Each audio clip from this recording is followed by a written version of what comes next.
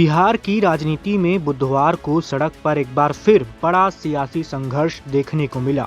सीवान में छात्र आंदोलन के दौरान AK-47 से फायरिंग के मामले को लेकर तेजस्वी यादव हजारों समर्थकों के साथ पटना की सड़कों पर उतरे। जेपी गोलबंदर से राजभवन तक निकला ये मार्च देखते ही देखते बड़े प्रदर्शन में बदल गया। करीब 5 किलोमीटर लंबे इस मार्च में लगभग 5000 समर्थक शामिल हुए। रास्ते में पुलिस की बैरिकेडिंग तोड़ी गई, वाटर कैनन का इस्तेमाल हुआ और आखिर में तेजस्वी यादव को हिरासत में ले लिया गया। तेजस्वी यादव ने ये मार्च जेपी गोलबंदर से शुरू किया और उनके साथ बड़ी संख्या में आरजेडी कार्यकर्ता और समर्थक मौजूद रहे। मार्च आगे बढ़ता हुआ डाक बंगला चौराहे की तरफ पहुंचा।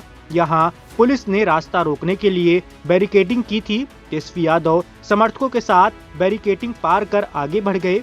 इसके बाद पुलिस और प्रदर्शनकारियों के बीच तनाव बढ़ गया। जब प्रदर्शनकारी इनकम टैक्स चौराहे की ओर आगे बढ़े तो पुलिस ने भीड़ को रोकने के लिए वाटर कैनन का इस्तेमाल किया। इसके बाद तेजस्वी यादव को हिरासत में ले लिया गया। हिरासत में लिए जाने के दौरान तेजस्वी ने कहा कि वो जेल से डरने वाले नहीं हैं। उन्होंने भगवान श्री कृष्ण का उदाहरण देते हुए कहा कि उनका जन्म भी जेल में हुआ था। तेजस्वी ने ये भी कहा कि जो सत्ता में आया है उसका जाना तय है। प्रदर्शन के दौरान कुछ कार्यकर्ताओं पर पुलिस की तरफ पानी की बोतलें फेंकने का आरोप लगा। मौके पर कुछ कार्यकर्ता लकड़ी की बनी AK-47 जैसी आकृति लेकर भी पहुंचे थे। इससे प्रदर्शन का माहौल और गर्मा गया। पुलिस अधिकारियों को भीड़ को संभालने के निर्देश दिए गए। ASP law and order Krishna Murari Prasad ने जवानों से कहा कि झंडे का सम्मान रखा जाए और लाठी का इस्तेमाल समझदारी से किया जाए।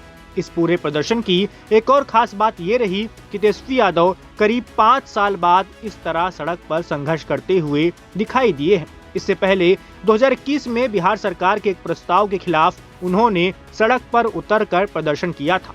ऐसे में बुधवार का मार्च आरजेडी के लिए सिर्फ एक विरोध प्रदर्शन नहीं बल्कि राजनीतिक रूप से भी अहम माना जा रहा है।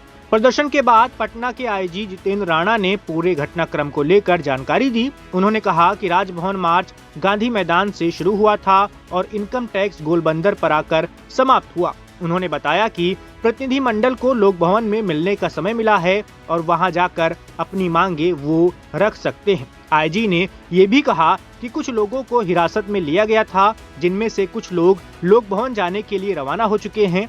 पुलिस की ओर से बल प्रयोग किए जाने की बात से उन्होंने इनकार किया है। उनके मुताबिक भीड़ को नियंत्रित करने के लिए सिर्फ वाटर कैनन का इस्तेमाल किया गया। अब इस पूरे प्रदर्शन को लेकर बिहार की राजनीति में आरोप प्रत्यारोप तेज होने की संभावना है। आरजेडी इसे छात्रों और आम लोगों से जुड़े मुद्दे पर सरकार के खिलाफ संघर्ष बता रही है, जबकि प्रशासन की नजर कानून व्यवस्था बनाए रखने पर है।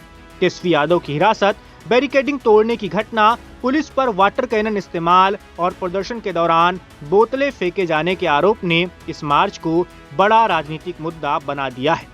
आने वाले दिनों में ये देखना अहम होगा कि सीवान की घटना को लेकर आरजेडी की अगली रणनीति क्या रहती है और सरकार की तरफ से इसका क्या जवाब दिया जाता है।